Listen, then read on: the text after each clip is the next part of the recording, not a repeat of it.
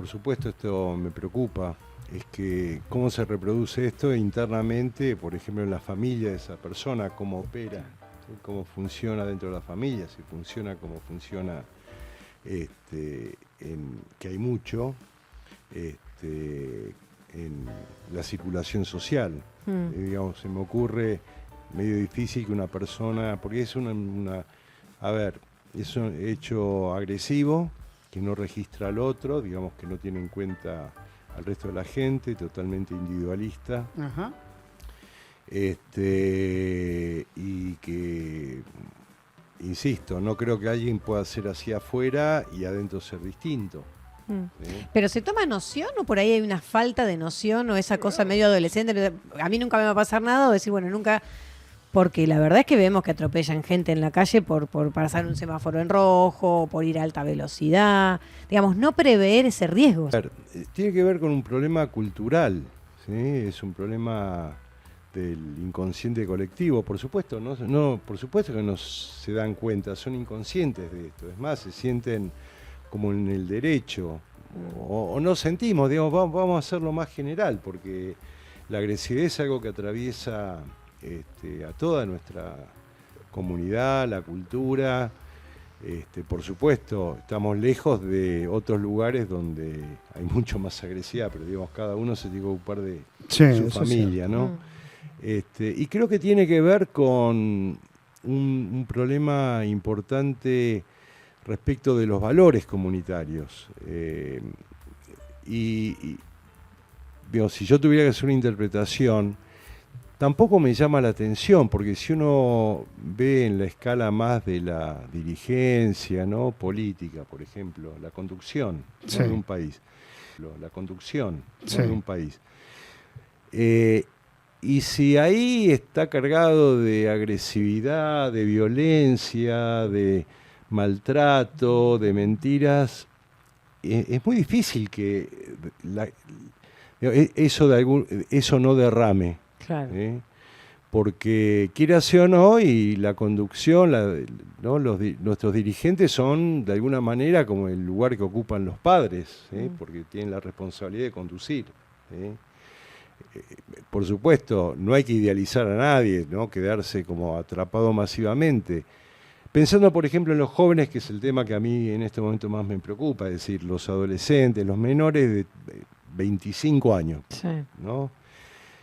Entonces, digamos, especialmente en la adolescencia, el adolescente necesita tener algún tipo de valor o ideal con el cual identificarse. Es muy difícil que un adolescente natural, digamos, no busque ideales, no busque valores, no busque figuras, ¿sí? de identificaciones propias de esa época.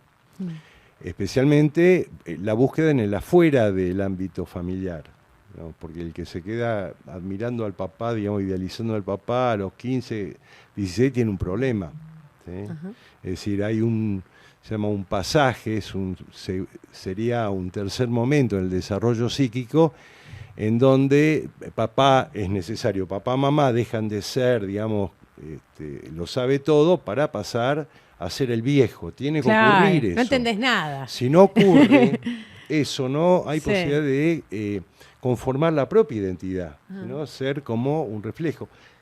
Uno ve, por ejemplo, en la práctica, en la práctica clínica, cómo aquellas personas que han idealizado demasiado al padre, esto se ve mucho en ámbitos, digamos, de empresas familiares, por ejemplo. ¿Sí? Cómo quedan ahí como calcos y no pueden terminar de desarrollar. Por eso se ve hubo una época en donde caían y caían empresas familiares, por ejemplo, locales, vinculadas a las claro, ¿por qué? chacras. Porque esa imagen es y si vos no sos vos misma, ¿cómo vas a manejar tu vida? Claro. ¿No? Si uno no es uno mismo, si uno no descubre, porque es aparte un descubrimiento, no es que pum, de repente... ¿Y eso es una patología? ¿Cuál? La que acaba de mencionar. Y sí, cuando hay idealización, no es que sea una patología. La falta de identificación con uno mismo, la falta de la construcción del ser propio. Y eso da lugar a distintos tipos de trastornos. O sea, genera patología. Por supuesto, porque, a ver, uno queda como no ser. Permanentemente uno lo ve en el trabajo cotidiano, por ejemplo, las personas que están más afectadas, no las más graves, por ejemplo, alguien con esquizofrenia, es muy interesante ver cómo, porque pueden estar perdidos, alienados, que en el momento final es como una demencia, pero cómo luchan por su identidad, de tener razón, de tener una razón, de tener, ¿no?, una idea propia de...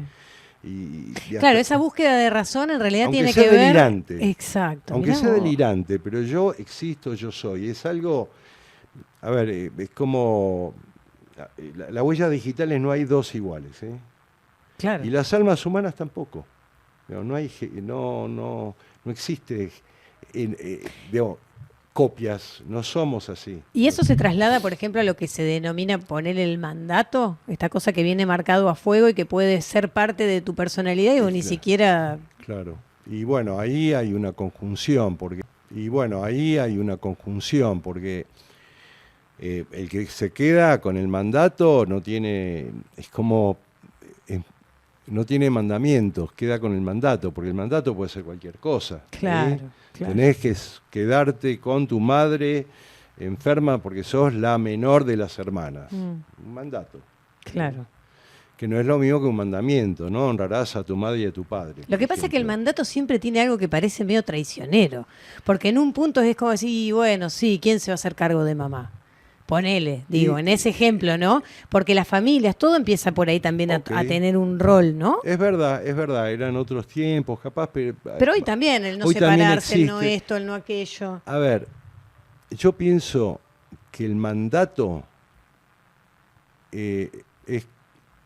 esto va para los padres, ¿sí? Para quienes son padres, como recomendación. Diferenciar bien entre un mandato en el sentido cultural, ¿sí?, de ser una buena persona, por eso digo mandamiento, y el mandato de vos tenés que ser esto, vos tenés que estudiar en la universidad, vos tenés que ser como, ¿no? Como estar muy atentos a eso, porque es muy difícil para la criatura humana del otro lado no incorporar eso como, bueno, tengo que hacerlo y si no siento culpa o... En el mejor de los casos siento odio y por eso se ve cuando hay suficiente capacidad interna en un joven, por ejemplo, se va a pelear con el padre. Lo va a pelear. Ayer justamente tuve una situación donde una mujer, una madre me planteaba, ¿no?, porque quería que su hija hiciera tal cosa y notable, porque la piba le decía todo lo contrario, todo lo contrario. Entonces le dije, qué hija sana que tenés. Me dice, ¿por qué?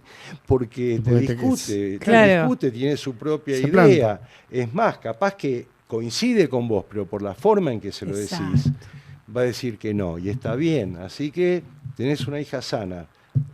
Algo bueno habrás hecho. Bueno,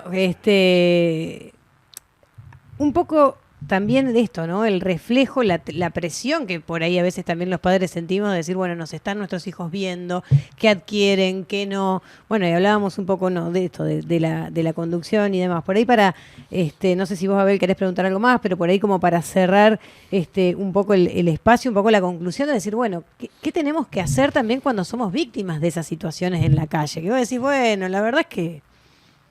Cuando somos de esos individualismos que tienes en donde están alienados y lo único que ni siquiera conservan, creo, y esto ya se lo pregunto porque no recuerdo bien el concepto, cómo se denomina, pero le pierden hasta el sentido de esa pulsión que tiene el hombre con el miedo a la muerte. Sí. Se pierde hasta eso cuando se está tras de un volante alienado. Hay algo de suicida también, ¿no? Ir a las vistes corriendo en una ciudad. Hay algo, no como patológico, digo, porque uno puede hacer mucho daño, dañarse uno mismo, digamos. Se pierde hasta la pulsión de vida. Ahí está, ese era el concepto. Bueno, la palabra ahí, Abel, es pulsión de muerte. Claro. ¿Sí? La pulsión de muerte se mete adentro cuando la pulsión de vida queda alterada de alguna manera, por ejemplo, cuando uno siente que medio como que todo está en contra, que todo está mal. Yo digo esto un poco pensando en el momento, creo que estamos pasando momentos muy importantes, ¿no?, en el país. Uf. Sí. Y creo que es justamente el tema, ¿no? Yo decía que es justo, ¿no?, en este momento, en donde yo espero sinceramente, honestamente y pensando en mis chicos y en mis nietos y en toda mi familia, amigos, todo, que ocurra algo nuevo, ¿no? Como que haya, pensando cómo esto puede llegar a derivar en la población de una manera positiva, bajando los niveles de agresividad, que se pueda concretar algo distinto en el campo de la política. Cuando digo de la política me refiero a la gobernanza, ¿sí? Que pueda haber suficiente, no solamente lucidez, sino deseo de trascendencia, ascendencia. Vieron que se habla mucho, bueno, tiene sed de poder para llegar ahí tener que tener sed de poder. Estoy de acuerdo en lo que estás diciendo. Está bien, tenés que tener ganas, pero todos tenemos poder. El tema es ejercerlo adecuadamente. Ahora, pensaba, qué importante, ¿no?, este momento para aquellos que van a tener la responsabilidad de gobernar a partir del 10, que es una oportunidad para trascender. Está bien, ahora, ¿le puedo hacer una contrapregunta? Sí. Porque usted habló de lo que es la gobernanza. Fundamental para que podamos llegar a tener una sociedad un poco más aplacada, más tranquila. Sí. Ahora, ¿hasta dónde soporta la psiquis la crisis que estamos teniendo? Mira, yo creo que hay muchos ejemplos. Para mí el ejemplo claro, los dos ejemplos más importantes son Europa de posguerra, ¿sí?, y Vietnam de posguerra. Uno dice, ¿cómo hicieron para volver a levantar con 80, no sé, 50, no sé, millones y millones de muertos, todo destruido? Lo que te quiero decir, Abel, es que el ser humano, la capacidad de resiliencia, ¿vieron la palabra de que la resiliencia tiene que ver no solamente cómo sobreponerse, sino inclusive mejorar. Y de hecho Europa hizo eso. Y Europa, sobre el tema de Rusia con Ucrania, no ha vuelto a tener guerra. Guerra entre Inglaterra, por ejemplo, Alemania, Francia, digamos que era lo habitual históricamente. Históricamente, franceses e ingleses estaban en guerra, los teutones también metían un poco de cuña, guerra. Siempre había algún que otro enfrentamiento entre, por eso entre países. Los pueblos tienen capacidad resiliente, siempre y cuando haya se muestre un horizonte, ¿no? Claro. Hablando con un japonés me contó, hubo dos generaciones de japoneses sabían que iban y aceptaron, yo diría, no es solamente sacrificar sus vidas en función del futuro, de las futuras generaciones. Claro. Y eso significaba trabajar. Me acuerdo que me dijo una vuelta en Japón, estoy hablando de los años 70, en Japón va un obrero, ¿no? Iba, por ejemplo, a hablar con su jefe, ¿sí?, el capataz o lo que fuera, planteándole que le pedía el favor de poder continuar trabajando, que prefería no tomarse los 7 días de vacaciones, ¿sí? Estaba hablando, por supuesto, de una cultura muy particular. Pero bueno, lo tomo como ejemplo, es decir, creo, en relación a tu pregunta, también va a depender del rol, está la gobernanza, no los gobernantes, pero también de las generaciones de más de entre 30 para arriba, digamos, porque nadie queda afuera. Digamos, mientras uno... No, yo le digo dentro de la vida cotidiana, ¿no? De lo que es la psicología de la vida cotidiana y las diferentes cuestiones por las que tiene que atravesar una persona que tiene que estar buscando la plata para pagar el alquiler, buscando la plata para comer. El problema, me parece importantísima la pregunta y no sé si puedo dar una respuesta plena, pero, lo más grave de la pandemia fue... No sé, estaban los muertos, todo, pero era la incertidumbre. Claro. Es decir, que esto nunca iba a terminar. Apenas apareció una lucecita de certidumbre. Comenzamos con otra incertidumbre. No, pero digamos, convengamos que salimos de eso. Lo que quiero decir, en la medida de que se genere una certidumbre para la población que un gobierno que tiene objetivos estratégicos, que va a plantear políticas de Estado, que hay una oposición que va a acompañar... Pero eso ahora no va a pasar, José.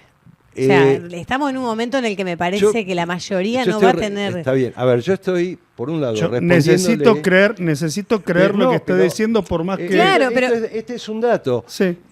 Si vos tenés esperanza...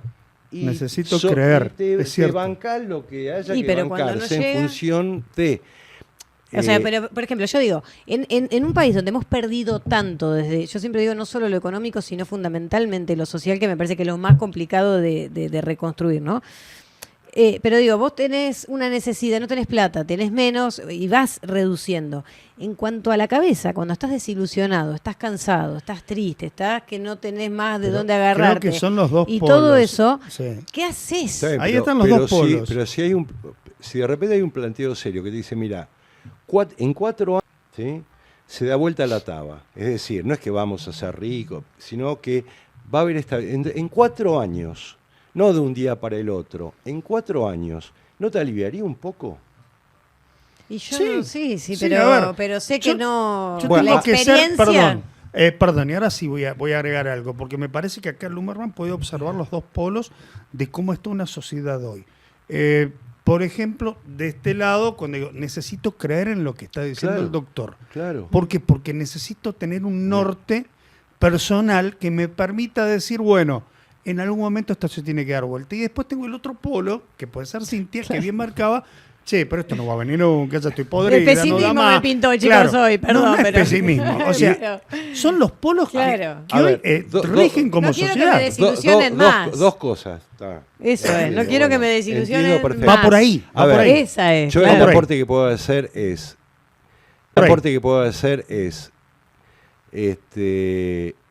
yo nací en 52. Si a mí alguien me hubiera dicho en el año 82 que iba a haber democracia en este país, que íbamos a ser una democracia que va a cumplir 40 años, ¿sí? En donde las situaciones de violencia han sido muy acotadas, digamos, cada acontecimiento es un acontecimiento. Me parecía que me estaban hablando pavadas, que era un imposible, ¿sí? Que yo aprendí ahí que son procesos y nosotros necesitamos, capaz que, porque es una democracia joven, 40 años, y bueno, si España pudo tener su Moncloa, que era un impensable, ¿sí?, en la época de Franco, lo digo concretamente, fue algo con la historia de España. ¿Y por qué no podemos tener una? Lo planteó, esto fue un planteo, me acuerdo, fue un planteo de Alfonsín, que no lo pudo concretar. Era la idea, era algo y tenía sentido, pero todavía no teníamos suficiente madurez. El Pacto de Olivos intentó ser una suerte de Moncloa, pero no terminó siéndolo porque terminó siendo una la convención fue una conveniencia de políticos. En eso estamos de acuerdo. Bueno, doctor. Bueno, esperanza, fundamental. Sí, es eso, yo necesito creer en eso. Bueno. Personalmente, quizá el resto no. Y está bueno, 299-464-7038. Si quieren, a ver, estamos los que necesitamos creer, porque necesitamos estar pensando en que podemos llegar a estar un poquito mejor, y están quienes están absolutamente desilusionados. Esto son los dos polos de la sociedad que mencionaba Lumerman y que se dieron aquí espontáneamente. Ustedes del otro lado también pueden dar su opinión y también estar sugiriéndonos temas para charlarlos también con Lumerman, ¿no? Y son más que bienvenidos. Doctor, como siempre. Gracias. Elijo, voy a ser medio futbolero. Elijo creer. Gracias.